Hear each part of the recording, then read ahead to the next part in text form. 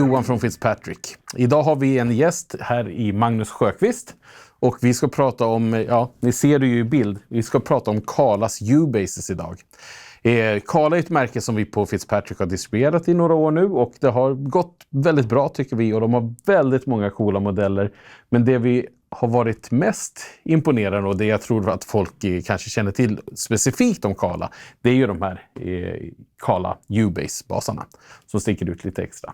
Och Magnus, du är en svensk basist som har kommit i kontakt med Kala och jobbat med dem ganska länge. Ja, precis. Jag började faktiskt spela då redan 2010. Ja. Så. Och jag tycker vi tar det på en gång. Hur hittade du Kala? Var det märket eller basen du hittade först så att säga? Ja, men det var faktiskt basen i Bass Player Magazine. En recension. Och jag tyckte det var spännande. Vad är det här liksom? Och då spelade du traditionell bas? Ja, precis. Mest elbas men lite kontrabas också sådär. Gjort ganska länge. Och så tyckte jag, det här verkar ju spännande. Det är kul med något nytt. Så och sen så råkade det vara så att mina föräldrar var på Hawaii. När du läste recensionen? När jag läste recensionen. Jaha. Och tänkte, ukulele Hawaii, det är liksom, det borde finnas där då. Googlade, hittade en affär i Honolulu och skickade dit min mamma. Ja. Och de ringde mig på kvällen. Klockan var 10 på morgonen, de hade precis öppnat. 10 på kvällen. Här då. Just det. Did you want a fretted or fretless? Och jag ville ha en bandlös. Ja. Så det var det jag fick med mig hem då. Tufft. Eller som de tog med sig hem. Ja. Mamma fick ta med sig hem. Vilken timing. Det är ju sällan det är inte så här.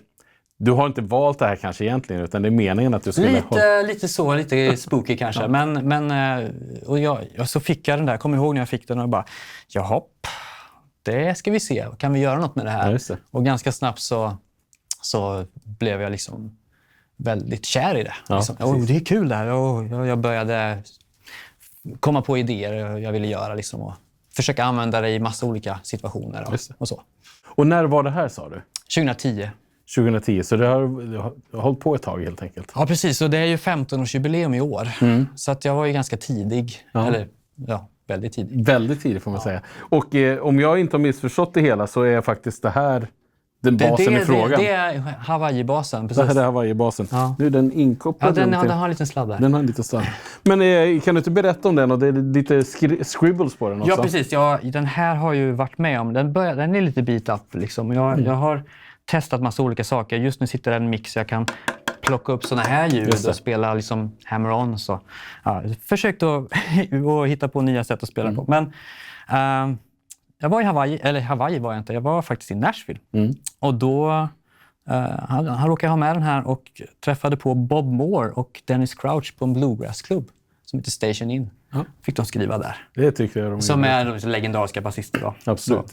Så den här har ju varit med om mycket kan man säga. Ja. Och på den här tiden så fanns det liksom inte ens någon inbyggd preamp utan man fick använda sig av en outboard preamp. Så det har hänt ganska mycket kan man säga. Sen dess.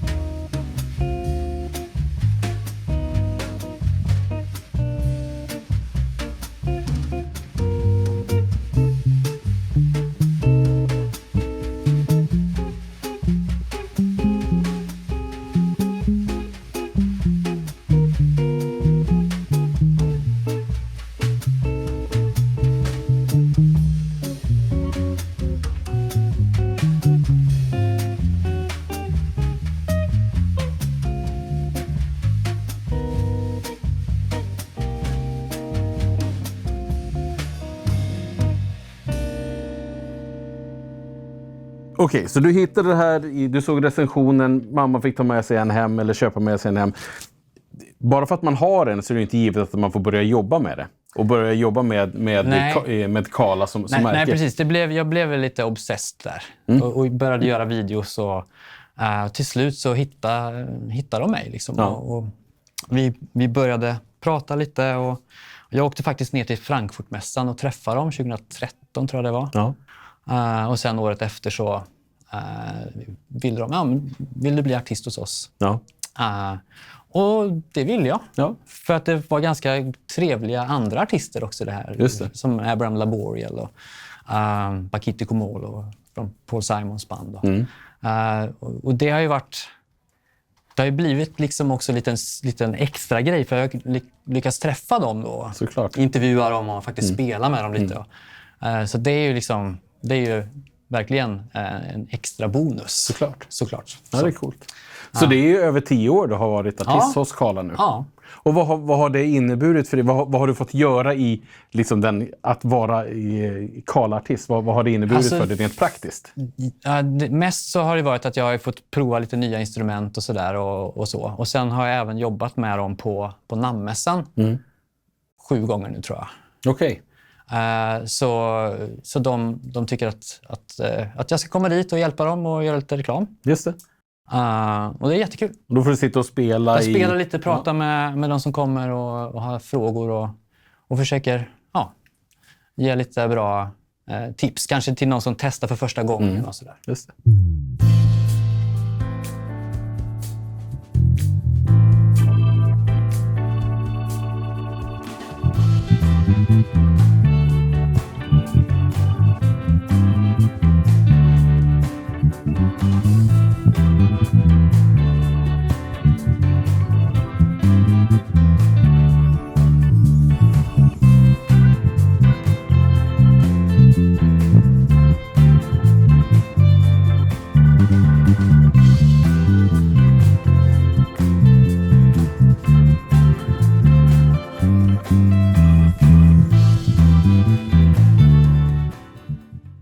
Och en av anledningarna till att Magnus är här idag, det är ju att det utöver de här akustiska basarna som vi har sett i butikerna ganska länge nu, så har de ju kommit med en ny serie basar. Och det är ju den här Solid Bass. Solid Body heter den. Ja, precis. Som första anblick ser ut som en liten elbas. Vad var din reaktion när de började prata om den här med dig? Alltså de började redan med solida basar redan för 10 år sedan. En som heter Sub heter den. Men då var det inte magnetmick utan det var en piezo. Just det. Precis som de andra här. Så det fanns ju och till slut så... Det har ju hänt ganska mycket med strängar och sånt här. Från början fanns det en typ av sträng. Och då efter ett tag så var det några som kom på att vi kan göra en sträng som det faktiskt är lite metall i. Så jag köpte en magnetmick. Yep. Och testade på den här redan för 11 år sedan då. Just det. 10 år sedan kanske. Och tänkte, tänk om det kan bli något kanske någon gång. Fast forward till nu så finns det äntligen. Ja, precis. Så att det är ju liksom, man kommer ju lite mer närmare en elbas i soundet. Så ja, precis. Ja. I ett ganska härligt format får man säga. Väldigt kompakt format, ja. Här kan man nästan ta in i fickan. Ja. Men jag har förstått att precis som du tog upp här nu lite grann, det är att en av de stora grejerna som gör att man kan göra de här basarna nu, det är att det är flera strängtillverkare som har börjat göra strängar.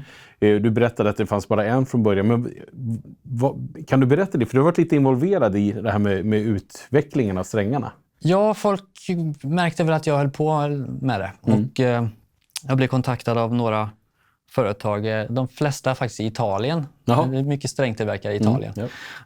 Så jag har liksom hjälpt till och testa lite och komma med lite synpunkter. Och, kanske, det här funkar inte riktigt bra. Det här är lite svårt att spela på. Så lite hjälp har de nog fått av mig. Ja, men det är bra. Så nu finns ju då ett antal tillverkare där ute som gör strängar som funkar med magnetmikrofoner. Och därför kommer väl... Jag tror ju att det här är början av vad vi ser. Att det kommer hända mycket saker och att det kommer komma mer saker. Och nu är strängtillverkningen där att det kan hända mer saker med el-uckerbasen om man får kalla det så. För det är ju liksom den här skallängden som har varit lite svårt och en liten utmaning. Vi har ju short scale, men då är det liksom 30 tum. Ja, precis. Och nu är vi nere på 23,5 här och de här är ju 20. Ja, precis. Så att det är liksom lite fysiologiskt svårt att få det att funka. Precis. Men nu har man kommit liksom så nära, eller så långt så att det låter bra. Ja. Liksom.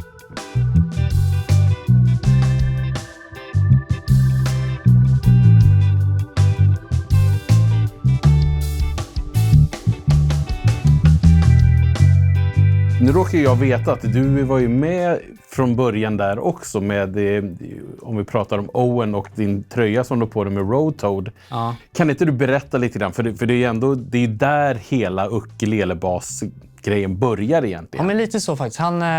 Owen Holt då, som bor i San Jose i Kalifornien, han började göra handbyggda ukulele. Och så kom han på, den här bariton-ukulele-storleken på kropp som vi har i de här akustiska. Vad händer om man försöker hitta på en sträng som faktiskt blir som en bassträng så vi kommer ner till den oktaven?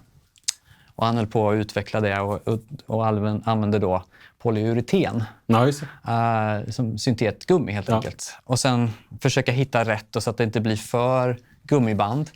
Men det är ganska mycket gummiband. Så att man måste ha lite tålamod när man jobbar med de här strängarna. Ja, speciellt när man strängar upp de första gångerna. Ja, precis. Det är lite... Men efter ett tag så sätter de sig jättefint och då är det ju kanon. Ja. Så han helt enkelt byggde då handbyggda basar. Ja. Som man kallar för Big Bufo, tror jag. Just det. Och jag har spelat på en första som han byggt hemma hos honom. Så det är liksom... Ja. Det var ju lite kul. Ja. Nu ser jag just det som att jag visste det här. Jag vet det för att Magnus berättade för oss alla här för en halvtimme sedan. Så det här var inte något jag hade någon koll på så. Man kan nog läsa om det på min blogg kanske. Lite så. Men, och sen då hur det blev sen var ju att då träffade han Mike Upton då på Kala på någon mässa eller vad det nu var. 2007 tror jag. Och då började de smida planer att kanske göra en serietillverkning av det här. Just det. Och det där är ju då en tidig modell. Så det är ju i princip så den såg ut från början. Ja. Sen har det kommit några... Sen har det hänt ganska mycket på det. Ja. Det finns ju en uppsjö av de här ukulelebasarna nu och de säljer väldigt bra allihop. Nu är det väl dags att vi tar det till nästa serie. Vi ska få ut det till fler basister nu. Ja, precis. Det är lite mission. Ja. Och en väldigt bra sak att göra då, om man är lite intresserad av det här, det är att gå in på playubase.com. Ja, det finns lite info där. Ja, ganska mycket tror jag. Det är Magnus egna sida, eller ja, det är din sida. Där finns en interaktiv ukulelebasbok och det finns möjligheter att få kontakt med dig, kanske till och med lite baslektioner och sånt ifall man vill. Ja, men absolut. Och jag har ju som sagt gjort en bok och jag jobbar ju till vardags också som musiklärare och baslärare. Har gjort i 25 plus år. Ja. Så att jag tycker att det är kul att förmedla kunskap kring att spela bas också. Oavsett om det är en liten eller en stor bas.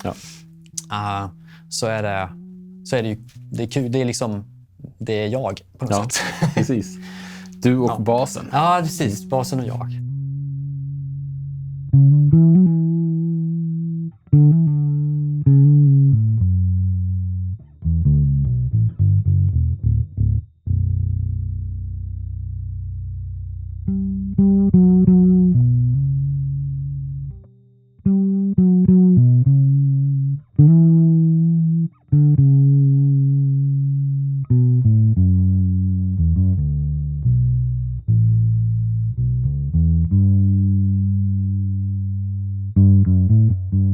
Sen så vet jag att du spelar inte bara i ukulelebasar nu. Du började med vanliga och kontrabaser och sådär, men du gör en del annat också. Jo, men det är ju så.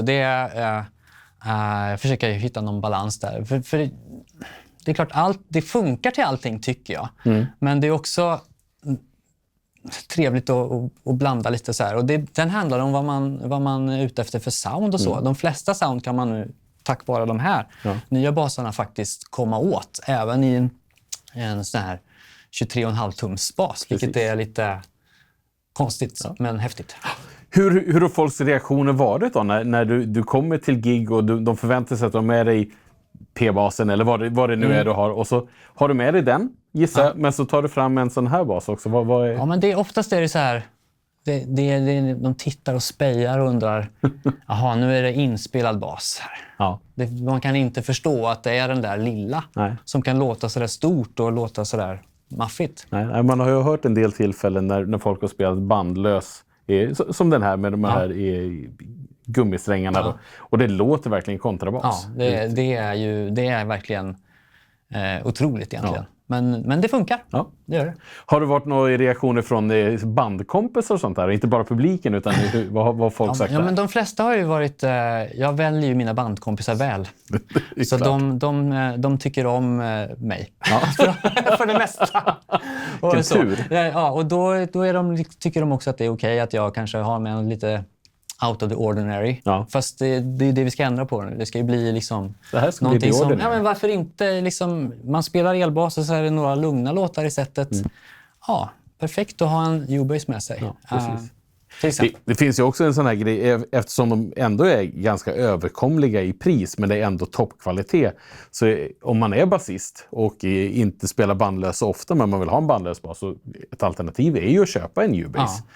Och det finns ju både då de akustiska och det kommer även komma de här solida i bandlöst. Så det kan ju vara ett annat sätt att komma i kontakt med det bandlösa. Ja, utan att det behöver ta så stor plats eller liksom sluka hela lönen. Nej, men det finns verkligen options för alla möjliga sound nu med de här små. Vilket det är väldigt kul. Ja.